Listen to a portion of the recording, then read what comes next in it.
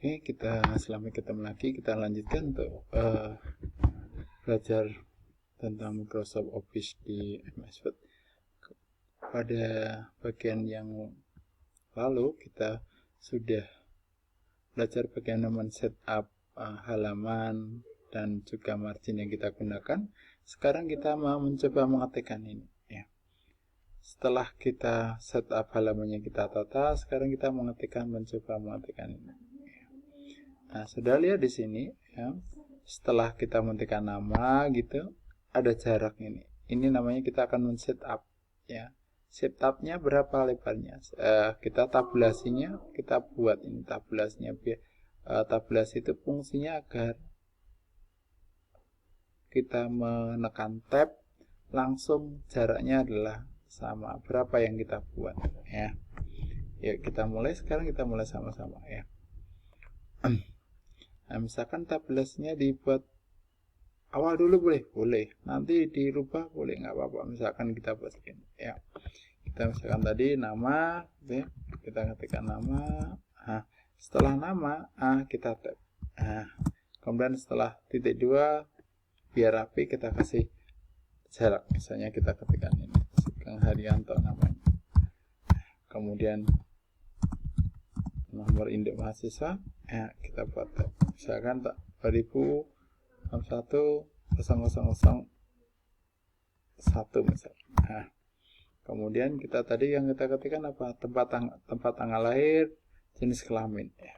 Kita sebut tempat tanggal lahir.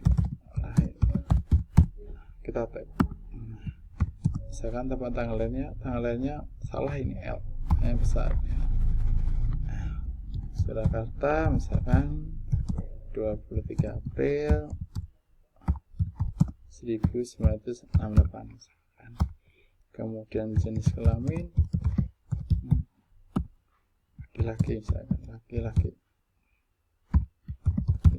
Nah, kemudian email, alamat itu ya, alamat Jalan Tanjung Raya 24 Malang misalkan. Kemudian emailnya misalkan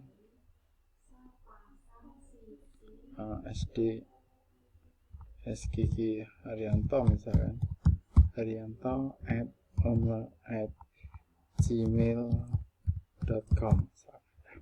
Oke, kita sudah.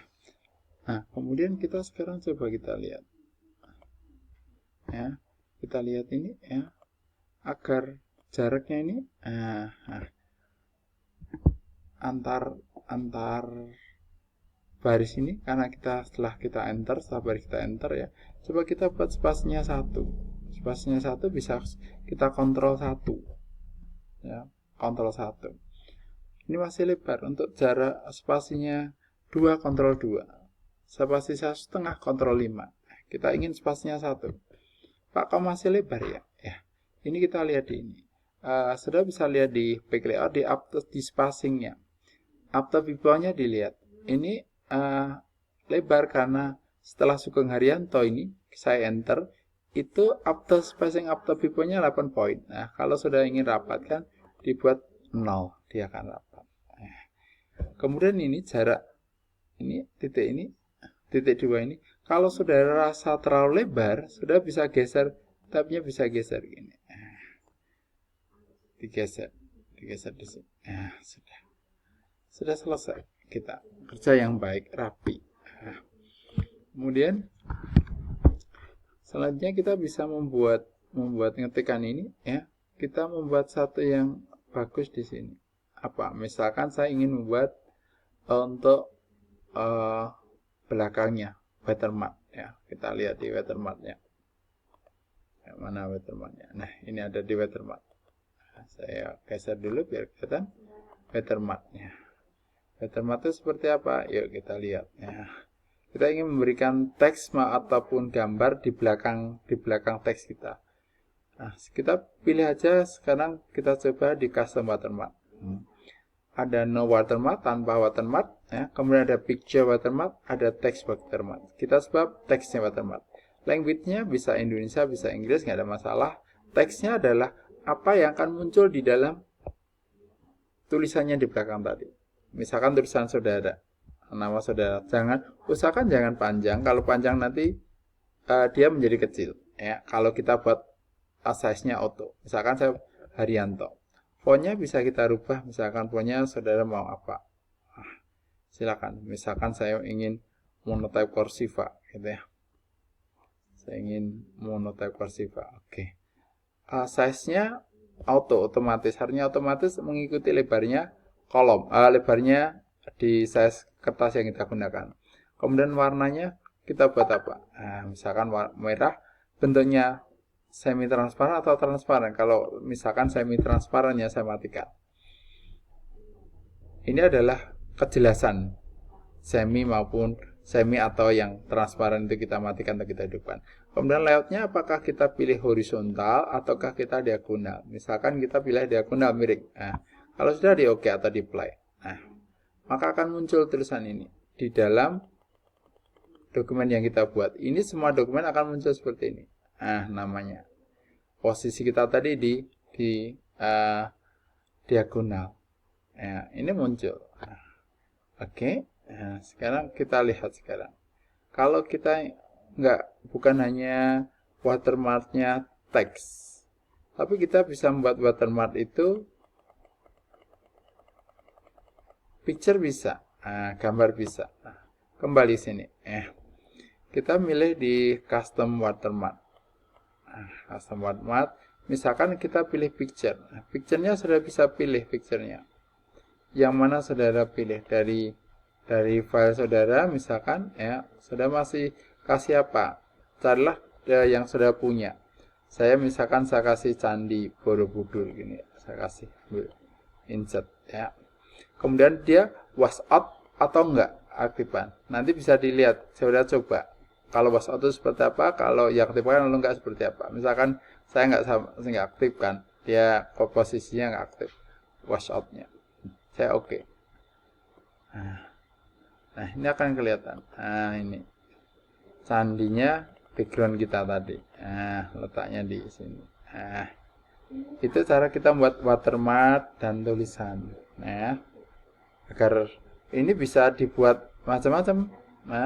Dibuat yang macam-macam. Yang penting ketika kita membuat background watermark itu dengan teks kita, nantinya misalkan saya ngisi teks di bawah sini, ya. Ini usahakan warnanya jangan sama. Kalau sama nanti nggak jelas. Oke. Silahkan mencoba untuk membuat watermark dengan teks maupun dengan saudara. Oke, kalau sudah kita masuk ini. Page color. Page color itu apa? Untuk pewarnaan kertas yang kita gunakan. Page colornya. Saudara bisa warna yang ada ini, atau saudara bisa fill effect, terserah mau menggunakan fill effect. Artinya fill effect itu kita bisa mengcombine, bisa gradient, tekstur, pattern, atau yang lain. Ya, bisa kita misalkan adalah kita pakai gradient. Gradient sudah bisa kombinasikan warna yang digunakan. Apa yang warna yang saudara gunakan suka, silahkan. Pilih aja warnanya, kemudian shading stylenya seperti apa, apakah from center dan seterusnya, sudah bisa pakai. Misalkan saya from center, ini saya bisa pakai. Kalau sudah pilih salah satu di OK, sudah selesai. Ini kombinasinya. Kemudian ada page border. Page border itu fungsinya adalah untuk memberikan warna atau style di border kita. Sudah bisa pilih bordernya, ya, bisa ini yang tersedia. Warnanya ini ya. Kemudian sudah bisa pilih ini juga bisa pilih salah satu, terserah mau pilih yang mana. Sudah pilih. Ini misalkan saya pilih ini tampilannya. Kemudian saya oke. Dia akan muncul ini. Ya, ini border kita di page bordernya. Oke, selamat mencoba untuk belajar tentang watermark, kemudian menulis. Kita menggunakan tab, watermark, dan juga menggunakan page color dan page border. Oke, terima kasih atas perhatiannya. Kita nanti